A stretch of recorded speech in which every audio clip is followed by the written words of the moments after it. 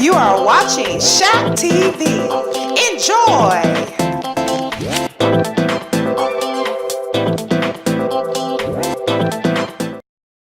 The choirs here at Oak Park are exceptional, as you have heard this morning. The elementary choir is composed of students from all three elementary schools, Einstein, Key, and Pepper. Now we will hear from our esteemed Mayor, Marion McClellan.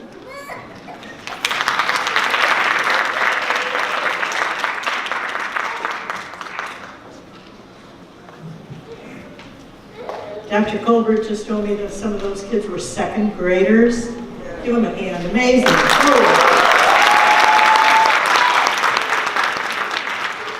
This year we're here again celebrating Martin Luther King's special holiday.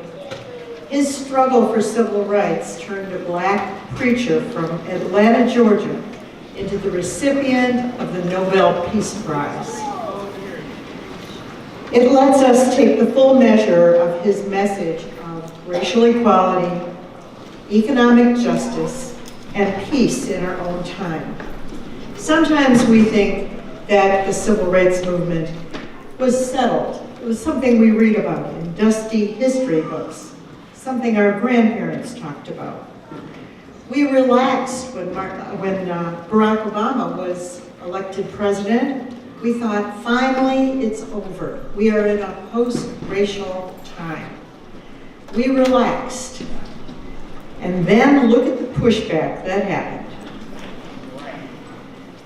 King's search for racial justice and black citizenship and equality found him always talking about the yawning gap between the lofty rhetoric of American democracy and its at times brutal reality. The gap continues to grow in our own time. I always think of Harry Potter movies. They beat Voldemort down, but he keeps coming back. And the slavery that he encouraged and the hatred of muggles, of people who are different, that was more than fiction, folks. We have to be ready to fight Voldemort down again. It's sometimes discouraging that after 350 years, racism still dominates American politics.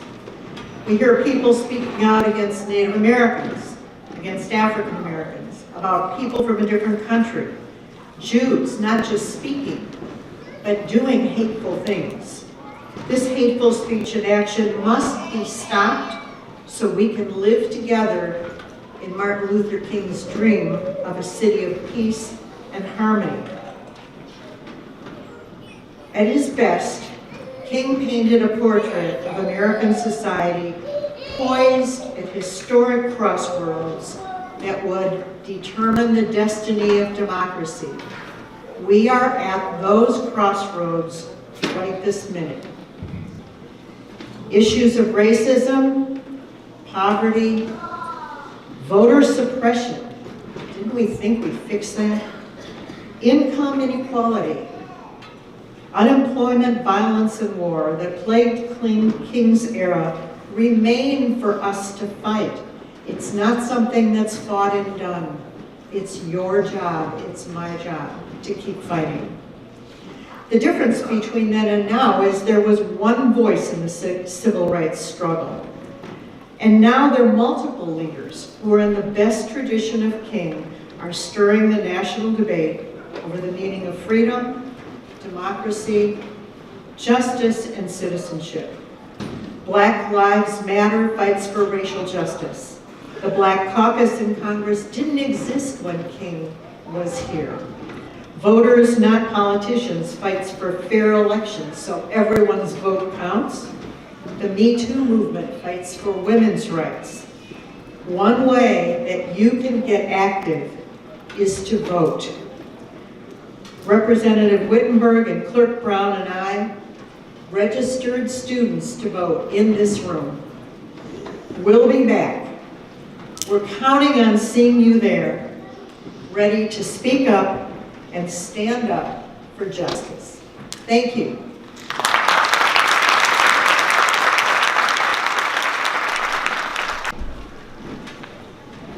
Thank you, Mayor McClellan, for participating each year in Oak Park's Keeper of the Promise presentation in honor of Dr. King. Each year you provide words of support and wisdom, as Dr. King has said. We must accept finite disappointment, but never lose infinite hope. We will now hear from the OPPA band and the Pepper Elementary band playing We Shall Overcome.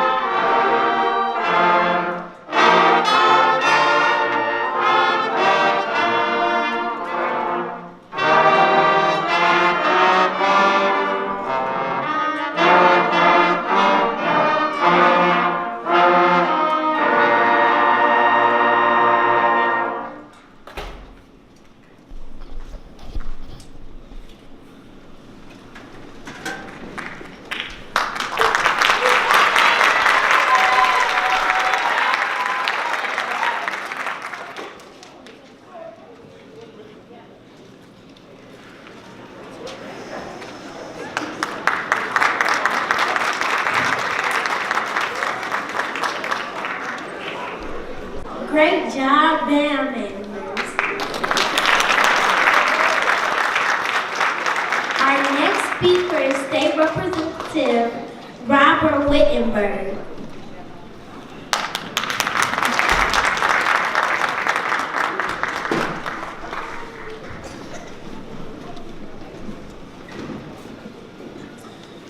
Thank you, and thank you, Dr. Colbert, and for all of you for having me here today. And once again, how about our two masters of ceremonies here, and mistresses of ceremonies. This event is always an inspirational event for me, and I appreciate being here every year. And I'm humbled to stand before you today again as we celebrate the honor and we honor the memory of Dr. Martin Luther King Jr. We are a nation with a rich, proud history of rule breaking, of trend setting, of advocating for massive critical change on a global scale. Years of struggle, of advances and achievement made us a shining example to the rest of the world for democracy, for freedom, and for excellence. But it's important to remember within that light, there's been a great deal of darkness too. We have made progress, but we have a long way to go. While we abolish slavery in practice, there is still institutional racism and bias. On a broad scale, we see black and brown people incarcerated at a vastly disproportionate rate than white people. In more specific instances, we see black people getting the cops called on them simply because of the color of their skin. At Starbucks, at the park, cashing a check, playing golf, mowing their lawn, napping on their dorm room couch, swimming in a community pool. And you all know this isn't a new issue. This has been going on for a long time, but we are just more aware now because of social media. And I can tell you, this doesn't happen to me. But it doesn't have to be like this. And that is what Dr. King worked so hard for, to change the world and how people see each other. But change happens incrementally and often at a painful cost. Advocates like Dr. King fought diligently for years, often without recognition, to ensure every person had freedom and equal standing in our society. But as I mentioned earlier, we are definitely not there yet. We are living in a critical moment where each of us has a choice to make. Are you comfortable with the status quo? Are you okay with the hateful rhetoric that has grown and spread over the last few years? Are you going to stand idly by while the world Dr. King worked to change is threatened? Or are you going to stand up, to speak out, and to follow in that great American tradition of change making? To call out bigotry in every form, and to vote bigots out of office?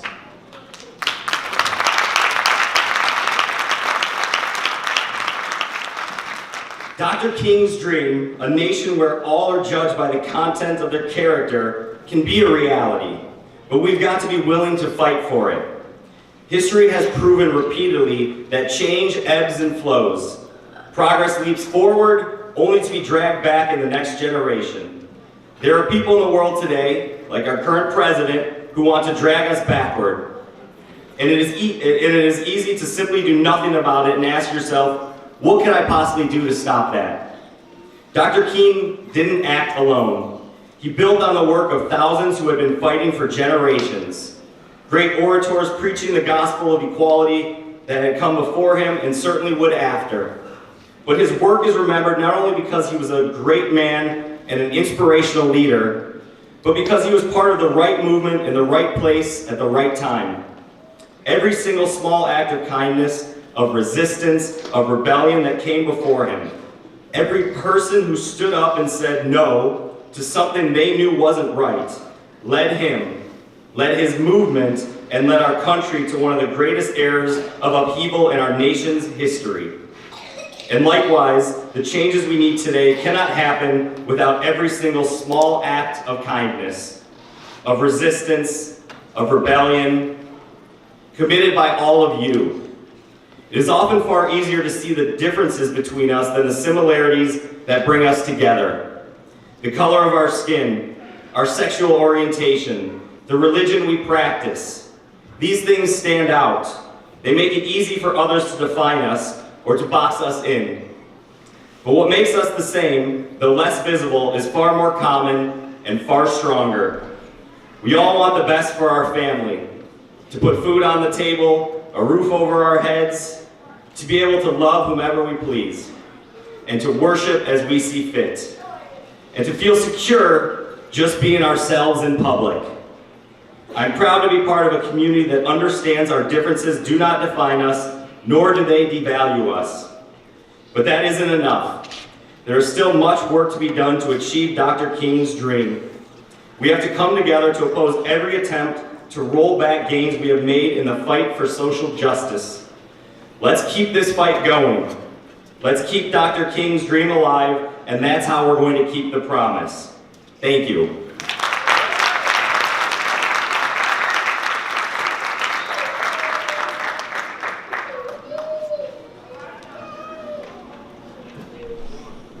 Thank you, Representative Weinberg, for being here this morning. The next portion of this program is a video presentation dedicated to the winners in each school. So get ready to see some awesome projects by some talented students. Video presentation. If there are any of the winners here today from each school, if you could come to the side and meet me on the side of the stage so that we can acknowledge you.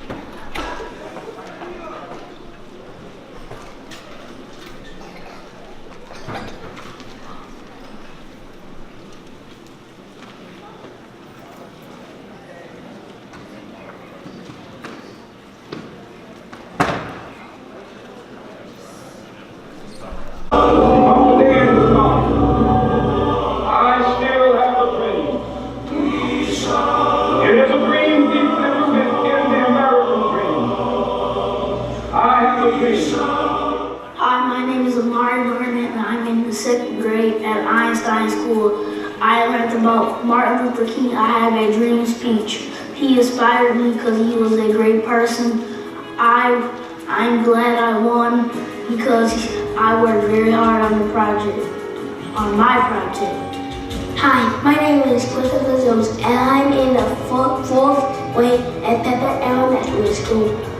I'm going to learn a lot about Dr. King, the sassy, passion for peace. Dr. King inspired my life by fighting for the answer with his peaceful speeches. Good morning. My name is Derek King. I'm in the 5th grade at Key Elementary School. Dr. King wanted everyone to be treated fairly and kindly. Dr. King has influenced my life by making new friends. I'm glad I won because I worked hard. Hi, my name is Caitlin James. I am in 7th grade at Park Academy. I learned a lot about Dr. King, such as he fought for what was right. He influenced my life because he showed me that you shouldn't treat somebody different because of their skin tone or race. You should treat them the same as you want to be treated. I'm glad I won this competition because there's not a lot of kids my age who get this kind of opportunity, and I'm just glad that I won this competition. Hi, my name is Noah King. I'm in the 7th grade at Double Disciplinary Academy.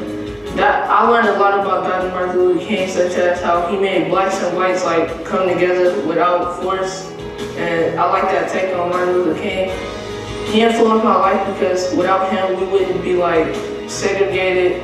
We wouldn't have good schools like this to go to. So I'm really glad that he did what he did. I'm glad I won because I want him to be expressed and like known more than what he is. Hi, my name is Jason Miller. I am in the 9th grade and I attend Oak Park Freshman Institute. I learned a lot of things about Dr. King, such as his birth name was Michael, not Martin. He started college when he was 15 years old and he was in prison 30 times throughout his life. Dr. King inspired me because he was a good leader and activist in the civil rights movement. I'm glad I won because Dr. King is a good person and he showed me how we can all be good people. Hi, my name is Shamala Thompson and I'm in the 10th grade. I learned many things about Dr. King on this journey, such as he was the youngest person to get the Nobel Peace Prize. Dr. King has influenced my life in many ways by making a path for young black girls like myself to be able to do what they want, when they want, and achieve their goals. I'm glad I won this contest because it pays homage to Dr. King and it's for his cause. I feel that my project reflected many of the hardships and the rocky roads that black people have to go through today in society.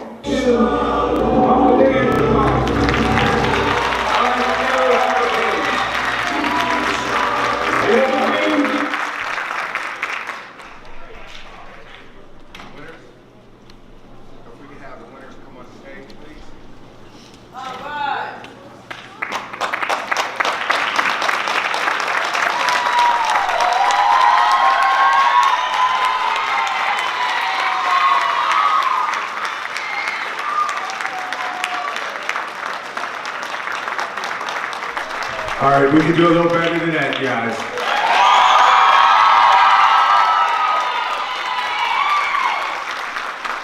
Thank you. All right, church, we're coming to.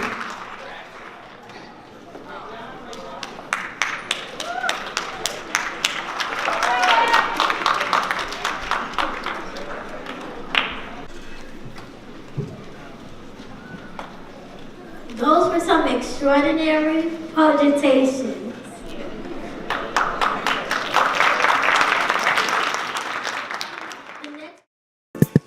Chat TV.